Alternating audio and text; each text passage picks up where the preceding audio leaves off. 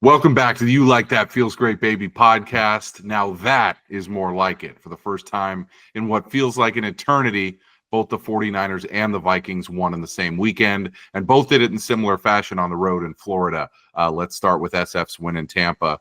Joey, complete win by the offense, by the defense, and the – oh, wait, there's a third phase again. I can't remember what that is, but it's kind of important. Oh, special teams. Unfathomably bad special teams again nearly cost the Niners a win. I would say McCaffrey looked rusty but healthy. You got to win. It wasn't pretty. Takeaways from the Tampa game. Yeah, a win's a win. I thought a lot of the game went pretty well. Special teams wasn't one of them, which included I'm not going to say fight on the sideline, but dust up. A bunch. Yeah, a little scuffle, little kerfuffle. One of them was a long snapper, and the other one's a star player captain, which you just don't ever think you'd see that equation. But, yeah, special teams is disaster. I think Moody coming back and missing the kicks, like, he sometimes gets erratic. I think most kickers do.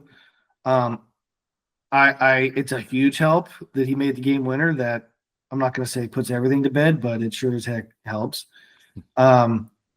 But I think the bigger problem, even though that was specifically like 9 points off the board, is just their punt team is awful. Punt and punt return.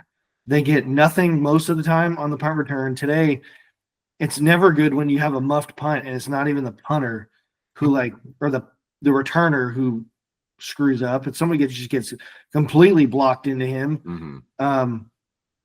And yeah, the punt team gives up, which I don't think they gave up anything too bad this game, but like historically, it's just given up humongous returns at critical times. And Wisnowski is like worst in the league in net yardage. Yeah, which I think he's got a good leg, good for the most part, but just horrible coverage and penalties. That last drive was just, I think they must have had 50 yards in penalties on defense that last drive. 2 15-yarders, 2 15 face masks. And I think they had an encroachment, but hey, stood tall at the end. Yeah, offensively, again, problem is just a red zone. McCaffrey today, at least, or yesterday, didn't help. They move the ball so well. It's just once they get to that green zone, it's like, oh, man. But, yeah, I mean, I didn't think he played super well, like the eye test, but Purdy was 25 of 36 for 353 and 2 touchdowns. Quite good. Juwan Jennings was back, and he was sensational. Yeah. Ricky Pearsall, big catch, first touchdown. I knew he was fast. Didn't realize he was that fast. Sneaky fast. Yeah, funny how that. Surprisingly athletic.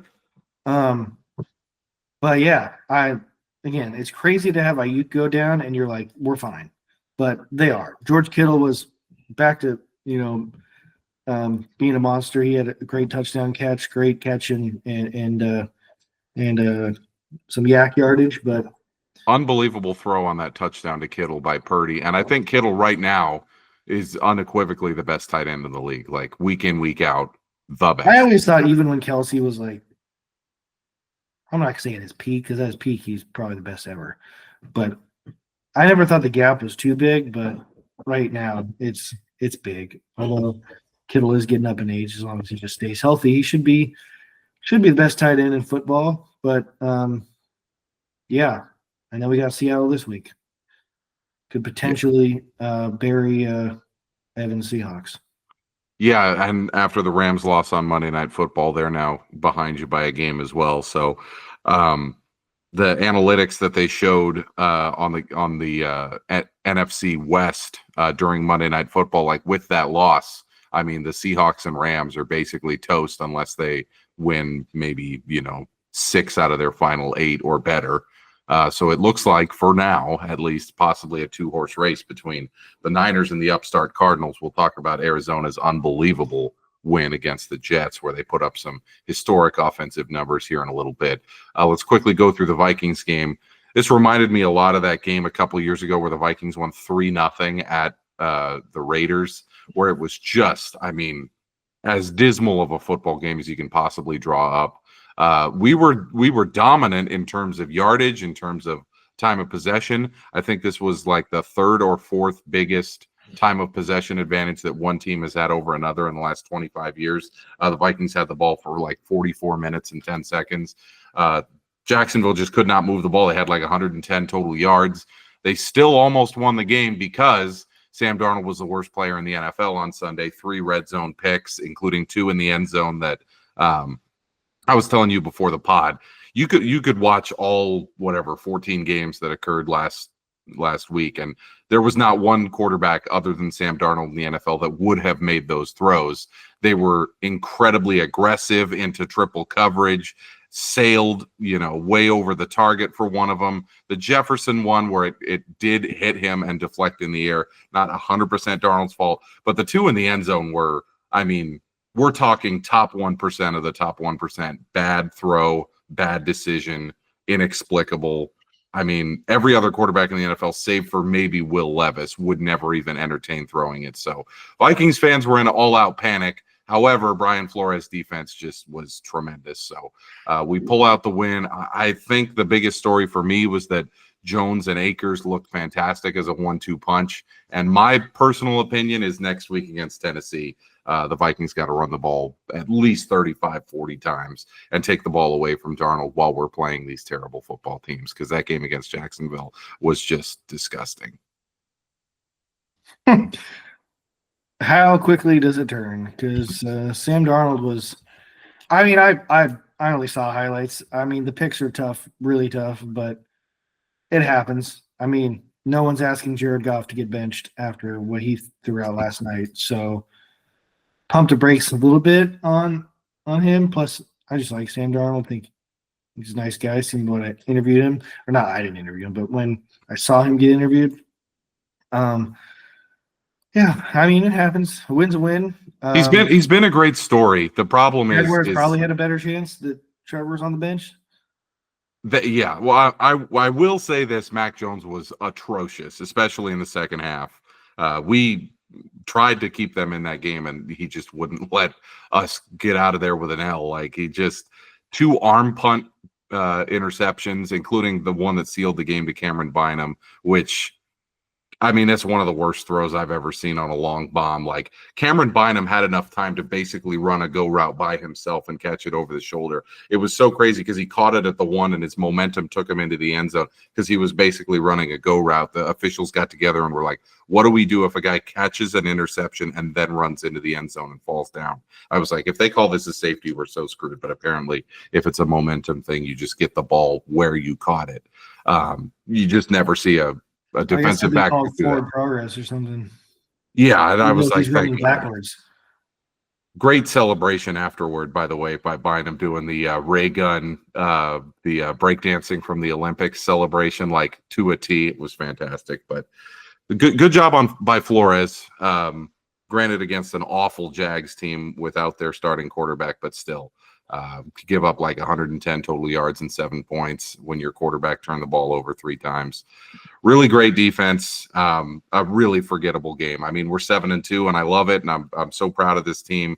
But some things got to change here, because that's 2 games in a row where Darnold has thrown, a total of 5 picks that have been, just some of the worst. I mean, Jameis-esque, just what are you doing picks. But the rest of the team was pretty solid, especially on the defensive side.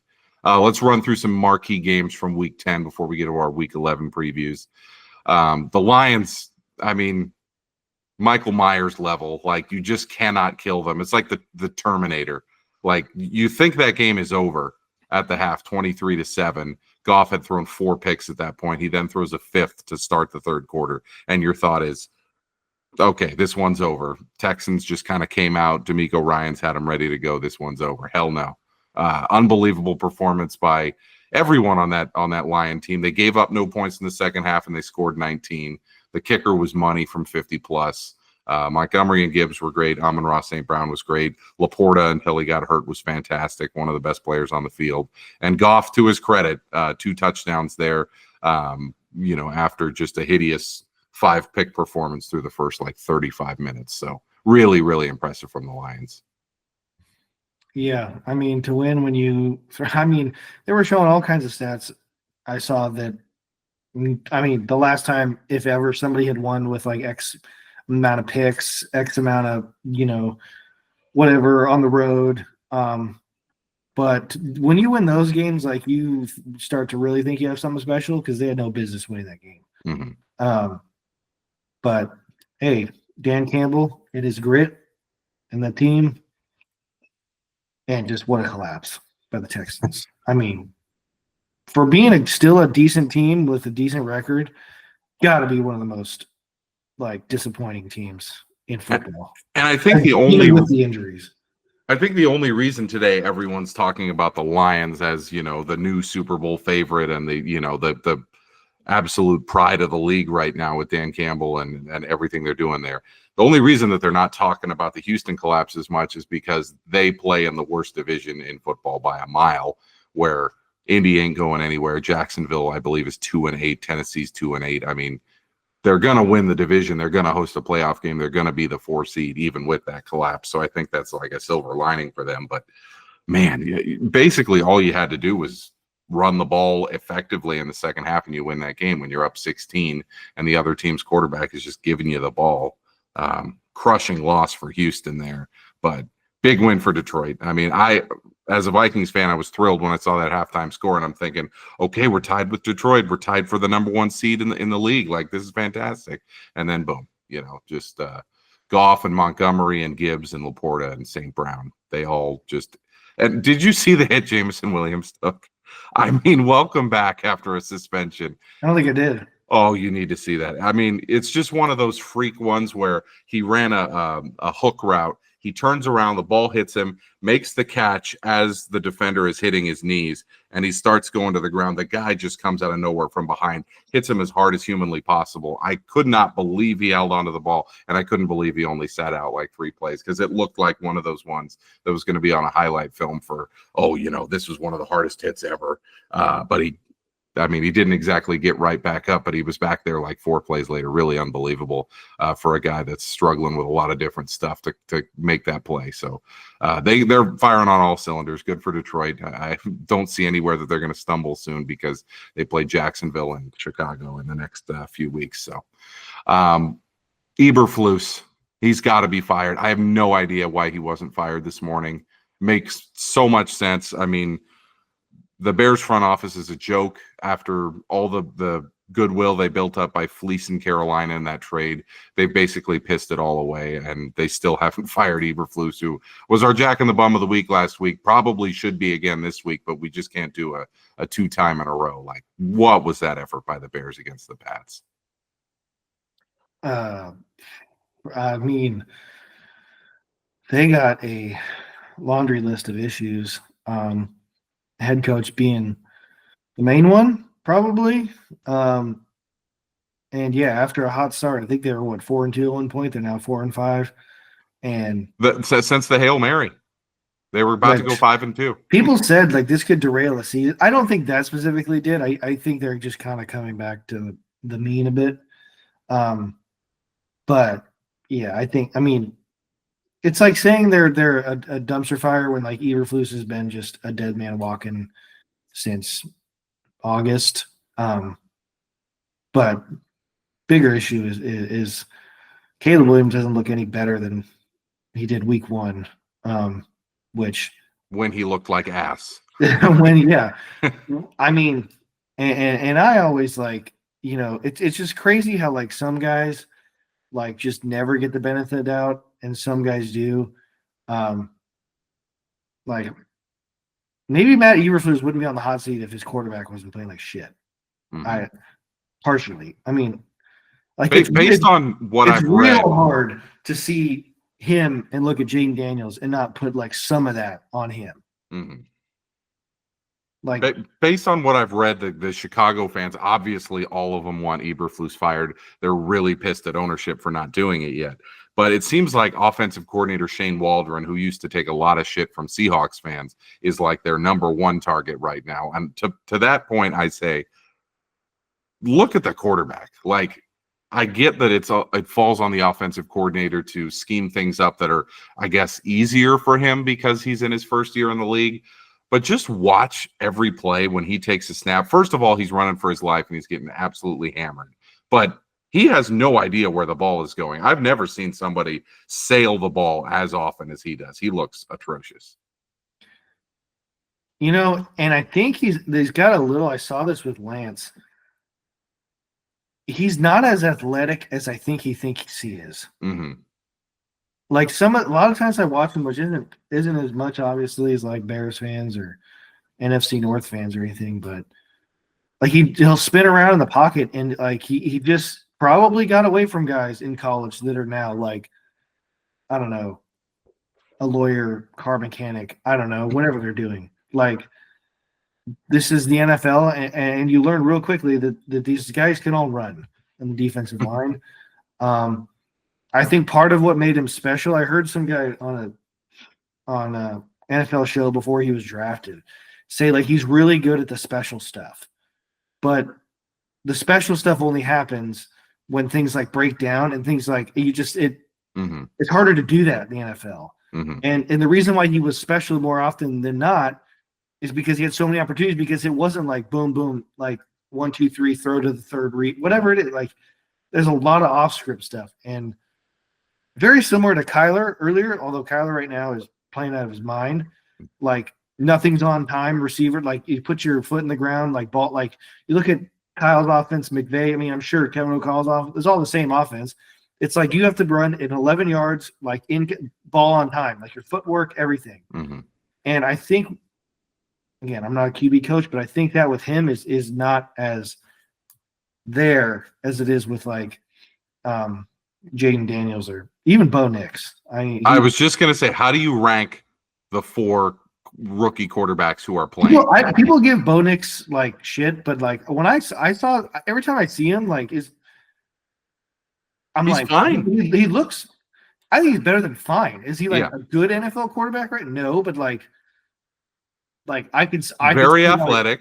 Like, he's sneaky, but like extremely athletic. Yeah. Like he's way more athletic than Caleb Williams. And do you know who's, in my opinion, more athletic than Caleb Williams and has been very impressive is Drake May.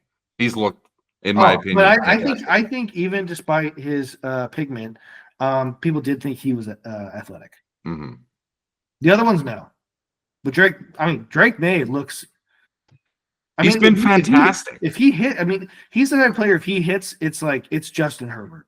Mm-hmm. You know, like that's what he looks like. And Jaden Daniels, if he hits, he might be a blend of like Lamar and, CJ Stroud. Yeah. Yeah. And then you look at Caleb Williams. The only and you're person like, Caleb Williams was ever compared to was Mahomes, which I don't know, maybe because he like kind of plays like them. Big difference, 2 big differences. Number 1, Mahomes is always better in the pocket. Number 2, he's got Andy Reid. And the other comparison I heard about the whole off-schedule, unbelievable arm talent was Brett Favre. And you got to be able to throw the big one if you're going to get that kind of comparison. And just, again, something about him didn't pass the sniff test. From the very beginning. Even to college. Yeah. Like, I don't know. It didn't, like. We smelled this a mile I feel like I away. heard players in the league, even before he got, he's got the numbers, were like, I want to play with Jaden over Caleb. I could be totally just making that up, like in my head. But I feel like I heard more people, just players in the league. I don't know. Just tied to like Devontae Adams. I think did he, when he was still a Raider, say something like, yeah, man, I'd be looking like Jaden Daniels in the draft because he had the Antonio Pierce connection from when he was at Arizona State. So maybe that's just it. But I don't. Fire in Chicago right now, and we'll get more into that later in the pod. I want to talk about the Chiefs, who fraudulently won again. They only put up 16 points against Denver. Great Denver defensive showing yet again. This Chiefs team, we're going to talk about it in the picks of the week as I fade them as they go into Buffalo. They remind me a lot of that Pats team in Brady's final season, where I believe they started 9-0, but every game, it just felt wrong. You're like, this is not the same old Pats. They ended up going 12-4 and getting rocked at home in the first round of the playoffs by Tennessee. There was also a Steeler team with Roethlisberger, maybe it was like 2020, where they started like 11-0, and everybody just knew that they were not any good. Same thing. They finished like 13-4 and lost their first playoff game. You never, ever want to bet against Mahomes and Reed, but that's now what? 7 times in 9 games that they probably should have either lost or the game should have gone to overtime, or I mean, they squeak by again with just a D- performance. Yeah, but again, like I didn't say about the Niners, when they need it, they had it. And here comes the block kick, and it looked like 7 guys could have blocked it. There's a really well-run team that, factors in all sides of the football. But yeah, they gotta be. I mean, they look like the most beatable 9-0 team ever. But they came here, Santa Clara, and it wasn't close. Like, I don't care. That was their one convincing win in the last month and a half. But yeah, they got a big game this week in Buffalo. Even if they lose, they're still going to be the 1 seed. But do they start thinking about going 17-0? Look at their schedule. After Buffalo, it really Carolina, is easy. Raiders. I mean, Chargers are tough, but that game's at home. I feel like the Chiefs own the Chargers. Browns, Texans was supposed to be a good one, but that's in Kansas City on Christmas. The Texans ain't nothing. They have at Pittsburgh. No, that's the Christmas game. Sorry. Mm-hmm. At Pittsburgh. Okay. That one might be a really good game. And then at Denver, which who knows? If you're 16-0, you're trying to win that football game to go 17-0. But yeah. There's 2 games they also for the might rest be of the bored. year. They also honestly might be bored. There's 2 games for the rest of the year where they won't be favored, and that this week is one of them against Buffalo, and then it depends on if they're resting guys or whatnot. Maybe Denver, maybe Pittsburgh, but it really is unbelievable because I think they're going to finish probably 15-2, maybe worst case 14-3. There's no way they finish worse than 15-2, and they're just not that good. Rashee Rice You're is not coming back. tell me they're losing. It's Pittsburgh, and then maybe they rest guys.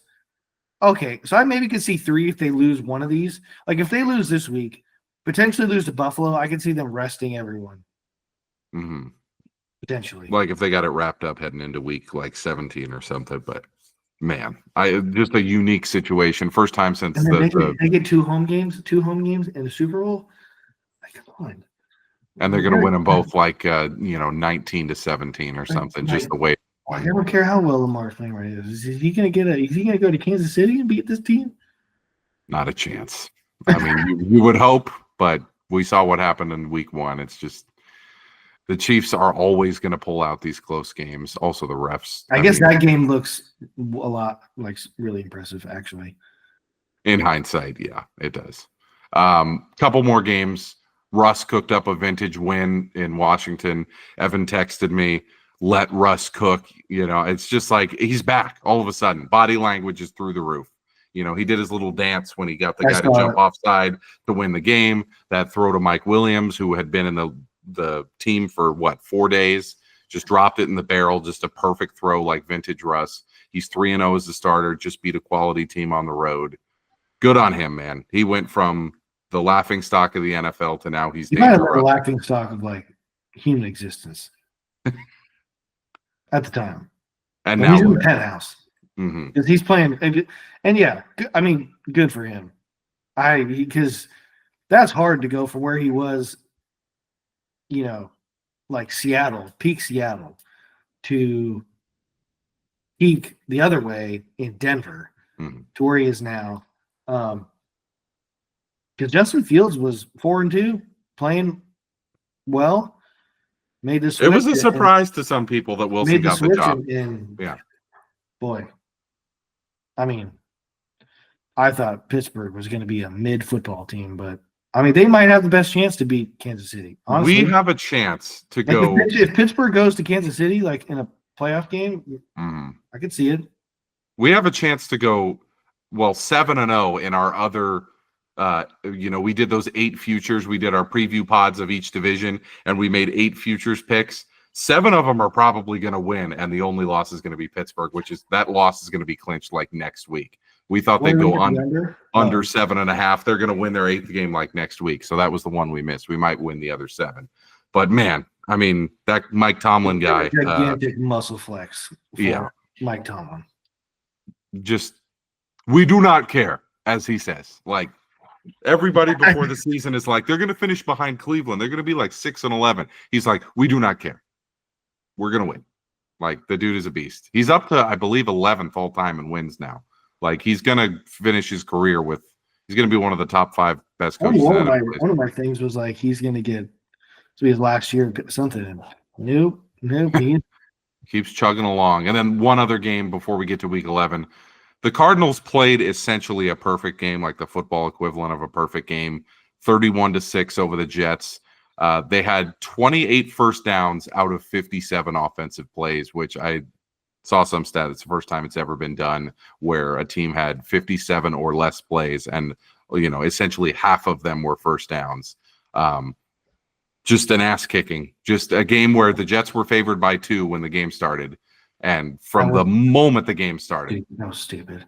Unbelievable. And we picked Arizona on the pod. You and I were both like, that's one of the fishiest lines I've ever seen. And boy, was it right. Like, Jets are cooked. Kyler's playing the best football of his career. I think he finished 17 for 17 in the second half. Basically a perfect second half. Cardinals you might get some MVP votes, actually. The last 3 weeks or 4 weeks, they've won 4 in a row because they were 2-4. He's been, other than Lamar, the best player in the NFL. It really has been amazing to see what he's like when he's fully healthy. They're making me feel a little bit better about the Niners choke to them, because I think they're really good. What is very impressive is, despite the fact that Kyler is their quarterback, who's undersized to say the least, although he's pretty built for being that as short as he is. Obviously incredibly fast, and honestly throws one of the best balls in the league. But their toughness, especially running, James Conner. It's hard to find probably 3 or 4 backs better than him.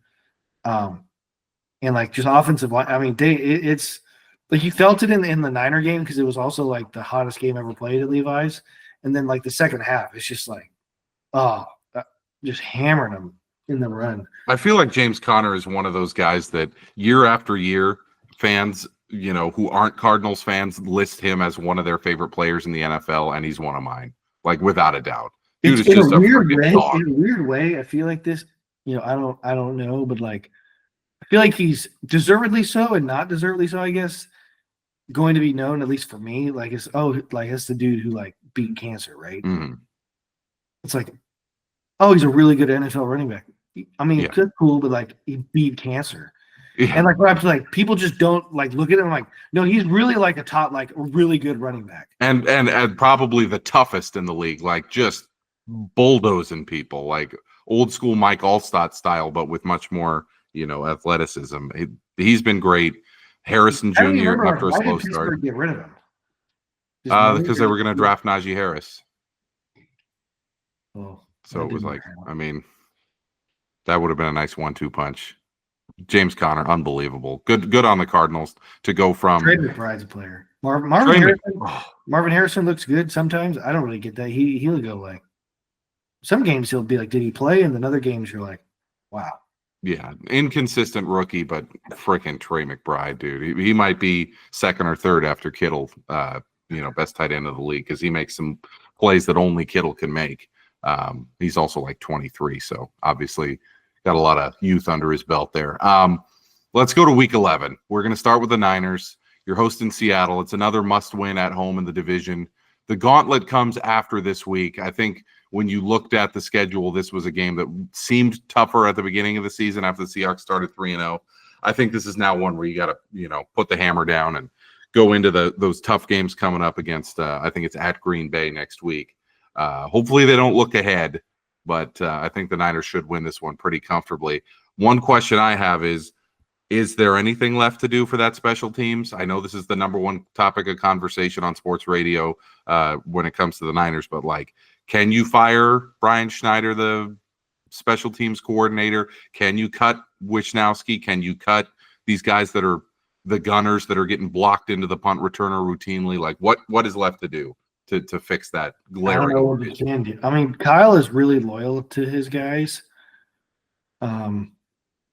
Because I sure think he wanted to fire Steve Wilkes like midway through last year, but he didn't. Because I really don't think he likes to do that.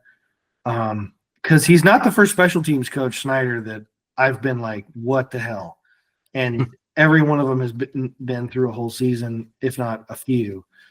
I mean, do you cut guys? Like, I mean, I guess they could cut Wishnowsky or something because the guy, I think he missed a game or two in the preseason. And I think he might have been former Minnesota, Pittsburgh punter, Harvin. Presley Harvin, yeah.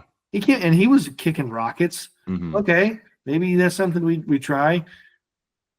Moody was inconsistent at times last year, and I thought, I mean, I'm definitely willing to give him another week or two. I mean, unless he misses another 3 next week. But like, I don't know what you do past the deadline. I mean, you cut a guy and take a guy off his couch, practice squad. Like, is he going to be any better?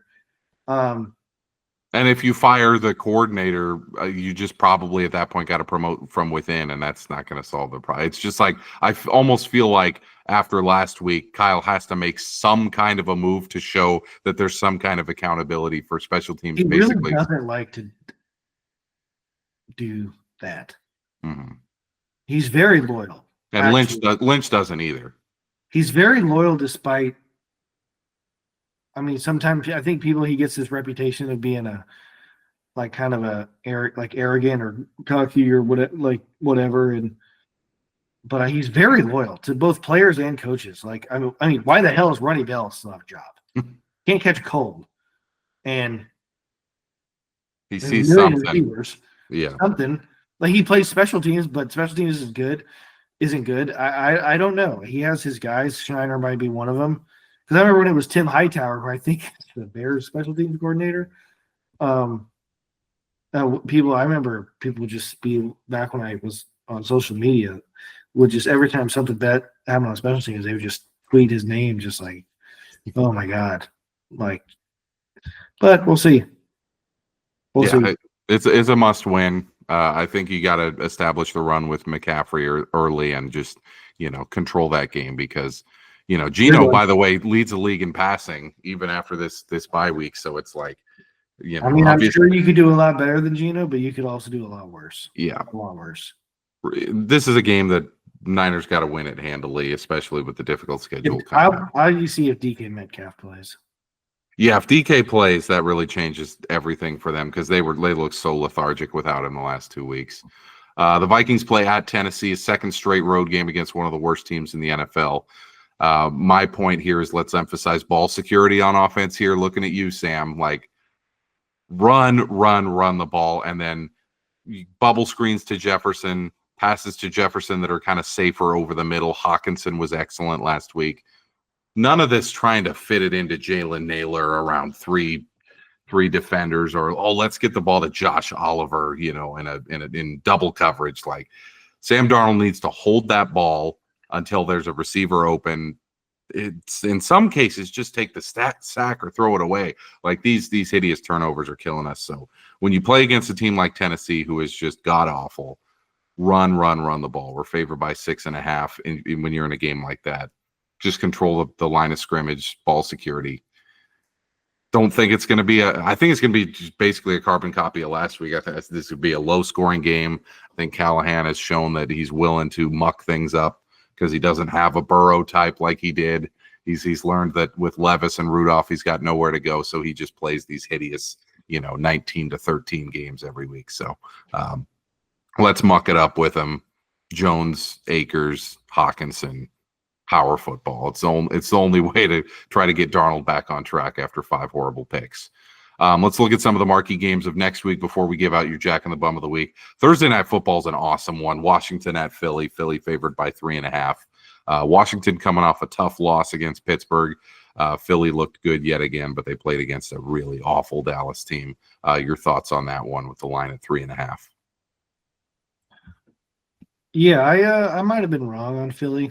Philly looks pretty decent, pretty good. And this is a big one. It's a really good Thursday night game. I like Philly here. I don't mind the line. I think this is Philly's a tough place to play, especially later you get in the season. But yeah, Philly's impressed me. Saquon Barkley looks really good. Jalen Hurts, when he doesn't turn the ball over, is really good. Has been, at least this year. Defense is a lot better. I watched a good amount of the Philly-Dallas game Sunday because it was the only 1:00 game I had. And the two rookie corners are playing really well. Mm-hmm. But, yeah, we'll see. Clearly, Roseman knows how to pick them. I mean, man. Washington's coming off a tough loss. We'll see. But, hey, it might be good that they get 4-day short week. But yeah, Daniels needs a little bit of a bounce back in that one. I kind of do like Washington in that one.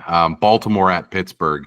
Before the season, probably would have been nondescript divisional game where you expect, a slobber knocker like, 14-13 or something. But now, with the way Russ is playing, with the way Jackson's playing, and with frickin' Baltimore's defense just being an absolute sieve that just lets – I mean, even when Kyle Hamilton was in there, now that he's out, it's worse. But, I mean, they gave up 34 to the Bengals without T. Higgins, and basically Jamar Chase was their entire offense, and it didn't matter. Burrow still put up 4 touchdowns. Chase had like 263 yards.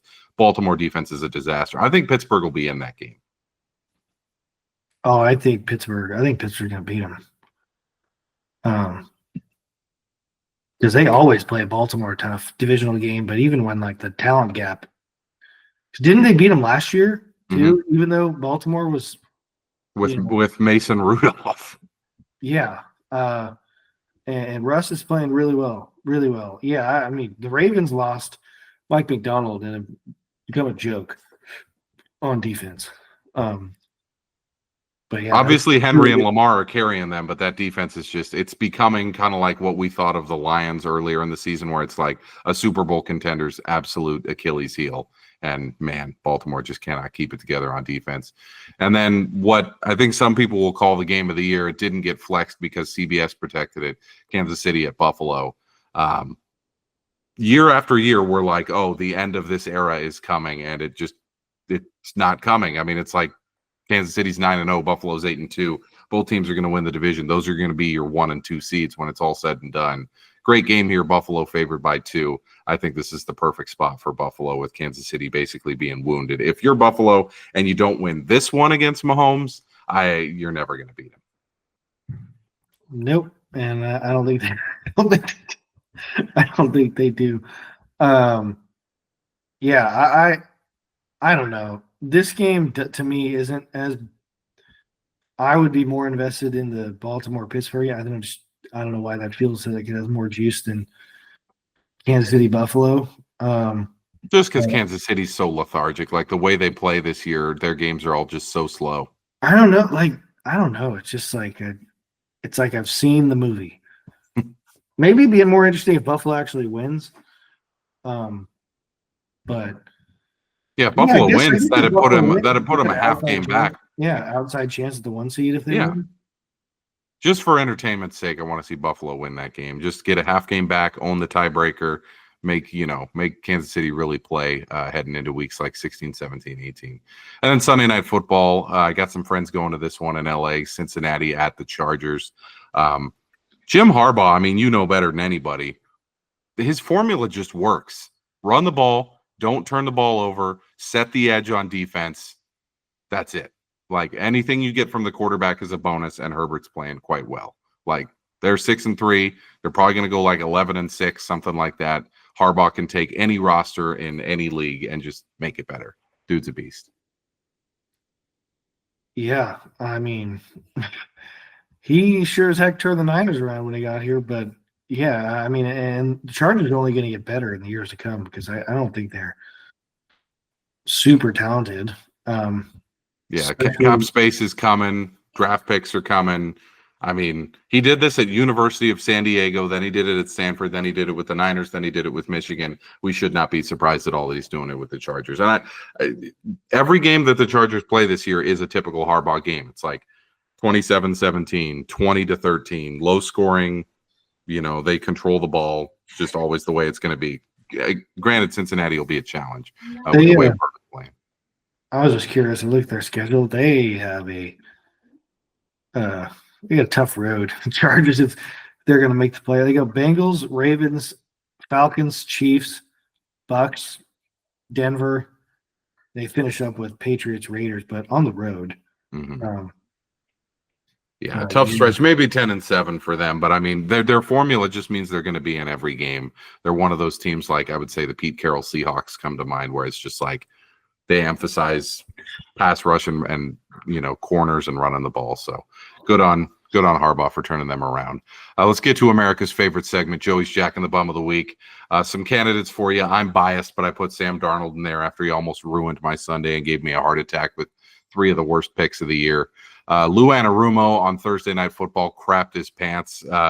You got basically a world-class performance from Burrow and Chase. You put up 34 points. You have to win that game. But no, I mean, they gave up 35 points, just got gashed by Henry and Jackson all night. Jackson had basically a perfect passer rating.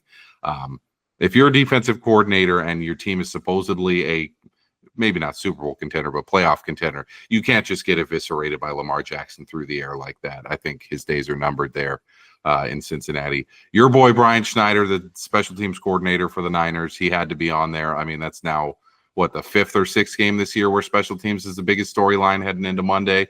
And then Karen Frogers, I mean, 3-7, guys getting paid $80 million this year. Spent all the offseason experimenting with drugs. What did we expect was going to happen?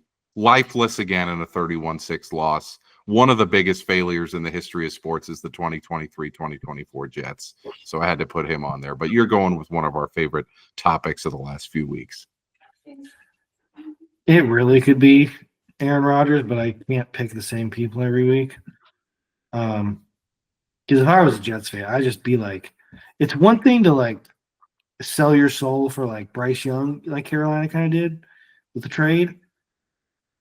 To do this with a guy who's not going to be there, who's rearranged your entire franchise for, it's just as a player and a fan, just got to be you got to be so not just angry, but then apathy kicks in. Just I don't even care anymore. Mm-hmm. And he even mentioned the fact that the dude he completely ran over on a bus, Mike Williams, caught the game-winning touchdown pass for Pittsburgh. And then I'm pretty sure he tweeted something or Instagram something that was a sneaky jab at Rodgers, which deservedly so. If to get called out like he did, you better have messed up. Mm-hmm. If there's any sort of oh, I saw the play this way, you saw it that way, miscommunication. Why is one person get thrown on the bus? Anyways, could have been Aaron Rodgers. But we're going to go with another, I don't want to say disappointing quarterback, but yeah, it's Caleb Williams because he is kind of getting bailed out by his coach because no one thinks he is a good head coach. But, I mean, eventually you got to show me something. And, the same heat, I'm still giving Trevor Lawrence. I'm got to put it arguably the two with Andrew Luck, the biggest QB prospects in a long, long time. And just Trevor is criminally stealing money from the Jaguars and Caleb. I mean, I just, if I was them, I would already be nervous. Eberflus said today in his press conference, we're going to stick with Caleb at quarterback. And That's everyone in the room goes, of fucking course you are. How can you say that? But that's how bad he's been. I mean, that's never good. When you're sticking with somebody, that means things ain't going well. I don't even know who even is their backup. Is it still that Tyson Bagent? Yeah. Undrafted. Yeah. That's how bad it is. You know what? Like, the thing is, too, like, this is the only position that does this. Because, like, I bet Tyson Bagent, like, could play better than Caleb Williams right now, at least. Like, it's possible. Mhm. But, like, you can't start that. No. The same reason why the Browns didn't want Joe Flacco, because they were like, we don't want to hear it with Deshaun. Yeah. No, someone said, I saw some guy on TV somewhere said, if like the Bears called Washington, said, we'll give you Caleb for Jaden Daniels straight up, like, how fast would Washington hang up the phone? Which is Sure. like crazy to say I that. do that trade right away. I do Caleb for Jaden Daniels and what Chicago would have to throw in their next 12 number ones. At least 5. It starts at 5. He's so Yeah. bad. He's so bad. And we called this in our NFL draft pod. We called this all throughout last season. Just there's something there that just it's not right. Isn't there somebody who's like, oh, let's get him a new coach, and it's still not working like quarterback? Was it Bryce Young? I mean, it could have been. I guess they got a new, but like He reminds me a like, lot of Bryce Young. Neither one of his coaches is like Andy Reid or something. But And you brought up Trevor Lawrence. Trevor Lawrence, Bryce Young, Caleb Williams. Trevor Lawrence might have been the guy. He was like, oh, Urban Meyer, let's bring in Doug Peterson. He's going to get Doug fired. Yeah. Like, what are you good at? What are you good at? I haven't seen it yet. Yes, you have a cannon for an arm, but if you don't know where it's going, what does it matter? Like, so does like some guys in high school.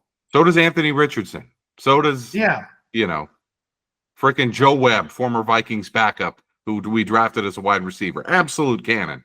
Should never have played in the NFL. Like, what are we doing, man? Caleb Williams jacking the bum of the week, back to back for the Bears after Eberflus last week. Brutal 3-game stretch for the Bears. And oh, by the way, if you have a minute, pull up the Bears schedule. I know they come here in a bit. I think there's an outside chance they lose out. I really think it's right now. They're to Chicago. So they started 4-2. I think they may finish 4-13 if you look at that schedule. Yeah, so Packers. Let's run through it. Yeah. That's. Oh, the Niners. No, there's Niners don't have a gauntlet. What is this? Give the fans the Bears schedule. Packers, Vikings, Detroit, Niners, Vikings, Lions, Seattle, maybe. No, and Packers. No. That's got 4-13. Honestly, that's disrespectful to Seattle. It really is unbelievable. I mean, what game are they winning? They could lose 11 in a row to end the season. It really could happen. What game are they winning?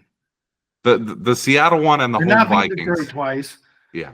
I mean, I guess if Minnesota, like if Vikings played as they did yesterday, potentially no. I mean, because they're playing the Bears. It really is amazing. It's going to be the Niners. It's going to be the Niners. They're going to freaking lose. They're so screwed. They haven't had a good quarterback since Otto Graham or whatever, since Sid Luckman. They're so screwed. Caleb Williams, Joey's jacking the bum of the week. Wow. That's a holy shit. I mean, who they played? These were their easiest 9 games, and they went 4-5. Best situation for a rookie quarterback ever. They beat the Rams when they had no one healthy. Although that team beat the Niners this week before they beat them. But their wins are going to be Tennessee, Carolina, and Jacksonville. Losses to everyone else, including the Patriots, who I actually got to give them credit. They're not half bad. Still, for a team that they thought they were going to go at least 10-7. I'm glad Drake May. I'm glad Drake May didn't get the job until after we played him. Yeah, because he looks so good. Let's go to the You Like That picks of the week. 3-1-1 last week. We're 27-21-2 on the season. Last week we won with Tampa Bay, Buffalo, and Arizona. We got a miracle push from Detroit at -3, and then Washington just barely lost. They were -2.5. They only lost by 1. So we're doing well. That's now 6 straight winning weeks after a brutal start. We're 27-21-2 on the season. Here's the 5 picks. We'll start with Joey's pick of the week. Indy +3.5 at the Jets. It just is confounding how the Jets continue to be favored in all of these games, despite all evidence to the contrary that they're just awful. They win this one by 3 points, we still win the bet. You think, Joey, that Indy wins this outright? Oh yeah. Yeah. I don't even think that's a question. I mean, how big was Vegas wrong when the Jets played Arizona? Mm-hmm. And how wrong were they when they played New England? They were favored by 7 at New England. Remember that? Yeah, I mean, Joe Flacco does not have the magic he had last year. He's throwing a lot of picks, but still, I mean, the Jets are a soap opera train wreck. And they're favored by 3.5. Makes no sense. Give me Indianapolis there. Washington plus 3.5 on Thursday Night Football. I think that's going to be a close game. Obviously, Philly has been much more impressive than the folks on this podcast have expected, but we're going to roll with Washington, who's been so good to us so far this year. I think they keep this within a field goal. I think some of Sirianni's mismanagement is going to catch up to the Eagles at some point. We're fading another awful team in Chicago. Give us Green Bay -6 on the road there. The worst coach in the NFL is Eberflus, and I think Jordan Love and Matt LaFleur, who's an excellent coach off a bye, with Love being 100% healthy. I really like that matchup for Green Bay. Pittsburgh plus 3.5 at home against Baltimore. The Russ vibes are immaculate, and Ravens D is a disaster. I think they keep that within a field goal as well. And then I'm going out on a limb here. I'm taking Buffalo -2 against Kansas City. I think the Chiefs are the 2019 Pats. I feel a losing streak coming. I think they kind of sputter toward the finish. Granted, they still might go like 14-3 or something, but maybe even 15-2, 16-1. But they just, it's not a great team. It's a good team in a league that's got extreme parity right now. So give me Buffalo, who's really hot right now, and Josh Allen's running the ball really effectively. So I think they pull that one out. So here are you like that picks of the week for NFL Week 11. Washington plus 3.5 at Philly. Indy plus 3.5 at the Jets. Green Bay -6 at Chicago. Pittsburgh plus 3.5 at home against Baltimore. And then Buffalo -2 at home against Kansas City. Joey, it's time for your Feels Great Baby, your wildest take you feel best about currently. And you're looking at two teams that came into the year with playoff expectations that you think are frauds. Yeah, I feel pretty great about Dallas and the Jets picking real high in next year's draft. And I think they both take a quarterback. Jets for sure. We'd have to look at it, but I would do whatever I could to get out of Rodgers' contract. At this point, I don't even care when it comes to the $100 million cap hit.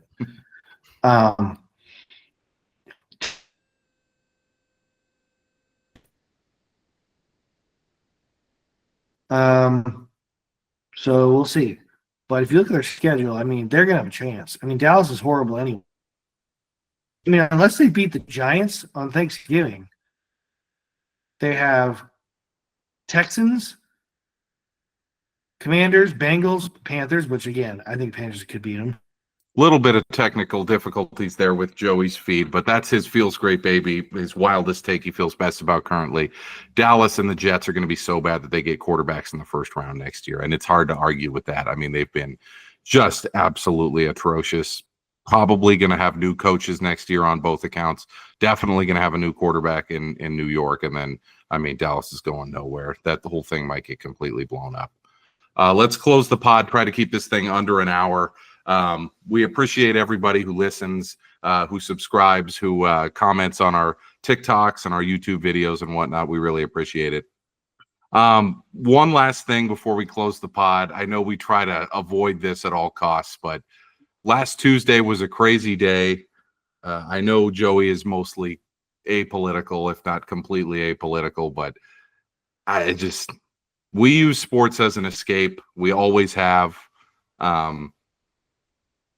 There are no words for how unbelievably shocking it is to live in this country right now. So I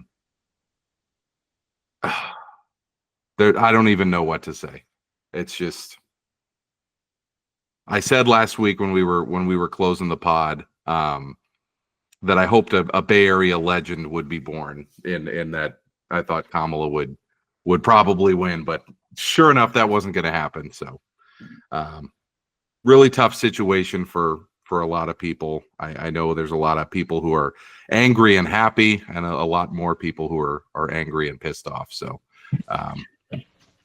I appreciate everybody who listens, and I hope you guys understand that, yeah, sports is the ultimate escape for a lot of the horrible stuff that's happening in this world. So I hope we give you a little bit of happiness here for the next few weeks as we go towards hopefully a Vikings-Niners NFC Championship and then a really fun Super Bowl. So thanks again for listening to another episode of the You Like That Feels Great Baby podcast.